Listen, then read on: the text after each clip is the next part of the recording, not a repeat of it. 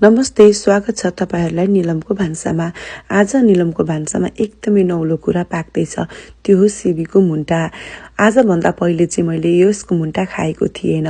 सिबी लगाएर कति धेरै मेहनत गरे, समरभरिमा यसलाई मलजल गर्दाखेरि कति पैसा र आफ्नो पसिना खर्च भएको छ। यसलाई कसो सदुपयोग नगरौँ त, फर्सीको मुन्टा खाए जस्तै सिबीको मुन्टा पनि त मिठो होला नि भन्ने सोचेर मैले यसलाई पकाउने निर्णय गरे। यसको लागि चाहिने सम्पूर्ण सामग्रीहरू मैले रेडी गरिसकेपछि कराई बसाएर यसमा तेल राखेर 5 फुरन पड्काएँ। अनि यसमा मैले अदुवा लसुन पनि राखिदिएँ र प्याज र खोर्सानी राखेर एकछिन चलाएँ। त्यसपछि मैले यसमा आलु र टमाटर सँगै राखेर यसलाई स्वाद अनुसार चाहिने नुन र बेसा राखिदिएँ। अनि मैले केलाएर राखेको त्यो मुन्टा पनि राखिदिएँ। हेर्दाखेरि निगुरो जस्तो देखिए पनि कस्तो हुन्छ त यसको स्वाद भन्ने म पनि कौतूहलतामा थिएँ र एकछिन पकाइसकेपछि यस्तो राम्रो खाउँ खाउँ लाग्ने देखिएको थियो।